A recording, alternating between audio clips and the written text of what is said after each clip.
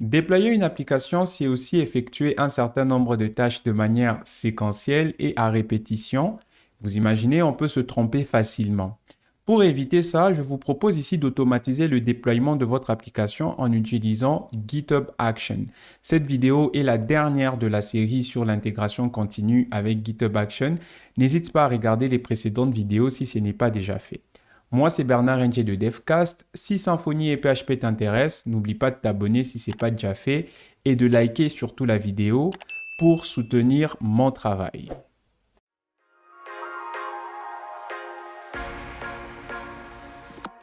Je vais donc me rendre dans le projet et comme les autres workflows avaient déjà été définis, je vais créer un nouveau fichier deploy.yaml dans le dossier .github workflows et je vais donner un nom à ce dernier workflow qui va tout simplement s'appeler deploy.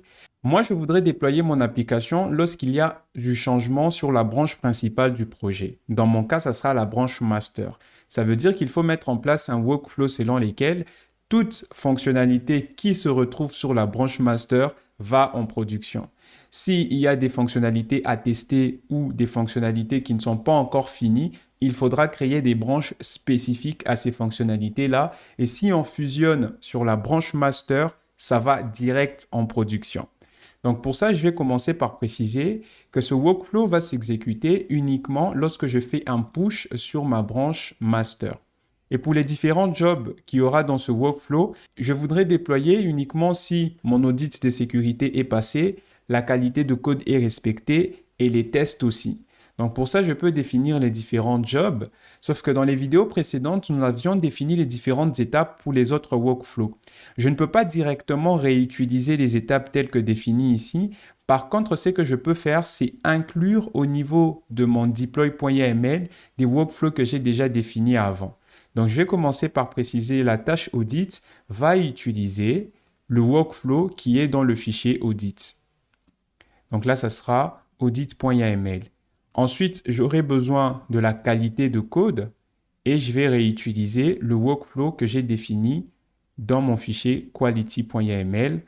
Enfin, pour les tests, je vais utiliser le workflow de test. Ce qu'on peut encore faire, c'est d'exécuter ces tâches-là avec une préséance définie. Qu'est-ce que ça veut dire? Moi, je voudrais que les tests s'exécutent uniquement lorsque la qualité de code et l'audit de sécurité passent. Donc, ça ne sert à rien de faire les tests si on a des problèmes à ce niveau-là. Donc, pour créer cette dépendance-là, je vais dire que mon workflow, je vais dire que ma tâche de test dans ce workflow aura besoin d'abord que la tâche audit et la tâche quality puissent passer avant de continuer. Une fois que c'est fait, je peux enfin définir ma tâche deploy. Je vais la nommer tout simplement deploy une fois de plus. Et cette tâche aura besoin que les tests passent avant de se lancer. Ceci fait, je peux préciser où est-ce que va tourner cette tâche. Je prends ici la même machine ou le même système d'exploitation que mon serveur de production. Ça veut dire la dernière version de Ubuntu. Et je peux définir les différentes étapes. L'idée ici est simple. On va se connecter avec SSH sur le serveur de production, récupérer les derniers changements sur la branche master avec Git, supprimer le cache, enfin installer d'abord les dépendances évidemment, les migrations et enfin supprimer le cache. Donc c'est vraiment un déploiement très simple à mettre en place.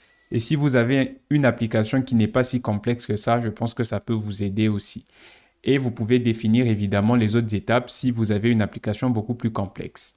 Donc, je vais avoir une étape qui sera execute SSH command. Et pour se connecter avec SSH, il y a une action qui est déjà définie, qui est proposée par Appleboy, SSH Action, et je vais utiliser la version 1.2.0.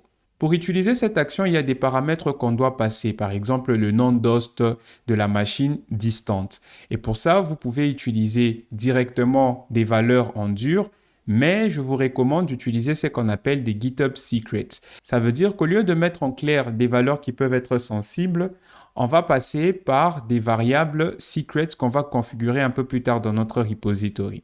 Donc pour ça, je vais utiliser la notation qui me permet d'afficher le contenu d'une variable. Et ici, je vais utiliser secret et je définirai le host de mon serveur de production dans une variable SSH host. Pareil pour le nom d'utilisateur. Et ici, ça sera secrets SSH user. Si sur votre machine de production, le port SSH n'est pas le port 22 par défaut, vous pouvez aussi préciser quel port utiliser. Dans mon cas, ce n'est pas le port 22 par défaut. Donc, je pourrais aussi utiliser une variable secrète SSH port pour préciser quel port il faudra utiliser. Et enfin, il faudra préciser la clé privée à utiliser. Donc ici, toujours dans mes secrets, j'aurai une nouvelle variable SSH key. Une fois ceci configuré, on peut définir quelles sont les commandes qui vont s'exécuter sur le serveur de production. Pour ça, il y a la directive script qui vous permet de taper différentes commandes. La première commande que moi je voudrais faire, c'est de me rendre dans le dossier où se trouve l'application. Donc ici, je pourrais faire un coup de cd et mon application se trouve dans le dossier qui s'appelle devcast.tech et je peux faire un coup de git pull. Je récupère tous les changements qu'il y a sur la branche master et je vais préciser un coup de rebase. Ça me permettra de récupérer les nouveaux changements. Attention, si votre projet est un projet privé, vous ne pouvez pas tout simplement faire git pull, il y aura un problème d'authentification. Pour régler ce problème, vous avez deux alternatives. Soit vous ajoutez la clé publique de l'utilisateur connecté sur ce serveur en tant qu'une clé SSH à votre compte pour que vous puissiez être authentifié. La deuxième possibilité que je vous recommande, c'est d'utiliser les deploy keys directement dans le repository. Donc, vous pouvez préciser des clés publiques qui seront utilisées comme authentification lorsqu'il faudra récupérer du changement, en lecture seule d'ailleurs. Donc, on ne peut pas pusher du code à partir du serveur de production vers GitHub, mais on peut tout simplement récupérer. Si vous avez un problème d'authentification à ces niveaux-là, n'oubliez pas de préciser cette clé publique pour récupérer les différentes informations. Et enfin, il y a un ensemble des commandes que vous serez obligé de faire à chaque déploiement. Ça veut dire télécharger les différentes dépendances, exécuter les migrations et supprimer le cache. Donc, si vous avez une application très simple, ce sont les différentes étapes que vous serez obligé de faire. Donc, on peut écrire ces commandes manuellement là ou on peut les regrouper en un raccourci avec un makefile ou en utilisant les scripts composers comme on l'a fait dans les précédentes vidéos. Donc ici, je vais utiliser un makefile et je vais tout simplement regrouper toutes ces commandes dans une seule commande que je vais appeler make-deploy. Pour que ça puisse fonctionner, je vais me rendre dans le makefile qu'il y a dans ce projet et à l'intérieur de ce makefile, je vais venir définir les différentes tâches qui seront exécutées. Par exemple, je vais installer les différentes dépendances. Composer install. Ensuite, je vais créer la base de données si elle n'existe pas. Je vais exécuter les différentes migrations et je vais supprimer le cache en production. Ce qui va me permettre d'avoir un nouveau déploiement beaucoup plus frais. Et c'est tout ce que j'ai besoin de faire à ce niveau-là. À part ça, il n'y a rien d'autre à faire. Avant d'envoyer tout ça sur GitHub, j'aimerais revenir sur les différents workflows qu'on a définis auparavant. Rappelez-vous que dans les précédentes vidéos, ces workflows s'exécutaient sur toutes les branches. Pour éviter cela, je vais tout simplement rajouter une nouvelle condition dans la partie on. Lorsqu'on va faire un push, on va ignorer tout ce qui va se passer sur la branche master. Pourquoi? Parce que sur la branche master, il n'y aura que le workflow deploy qui va s'exécuter. Et pour pouvoir utiliser cette définition de workflow dans un autre workflow, vous devez aussi utiliser la directive workflow call. Donc, je fais pour la partie audit, je le fais pour la partie quality et je l'ai fait aussi pour la partie test. Donc, les workflows individuellement ne vont pas s'exécuter sur la partie de déploiement, mais ils seront utilisés comme des tâches secondaires au niveau de ce déploiement-là, ce qui est beaucoup plus intéressant. Donc, en faisant ceci, je me rends sur GitHub et vous avez dans la configuration de votre projet une partie Security et vous avez Secrets and Variables et vous pouvez définir les différentes variables secrets à ce niveau-là. Juste avant de déployer, si vous avez des difficultés à vous connecter avec votre clé, voici ce qu'il faut faire. Vous créez une nouvelle clé SSH pour l'utilisateur que vous allez utiliser lors du déploiement. Vous rajoutez sa clé publique dans les clés autorisées à se connecter à votre serveur. Évidemment, cette commande, vous la tapez sur votre serveur de production. Et enfin, vous copiez la clé privée de votre utilisateur dans votre variable d'environnement SSH key pour pouvoir faire le déploiement en passant par l'action SSH action. Donc, ceci fait, je peux rajouter tous mes changements et envoyer ça sur GitHub.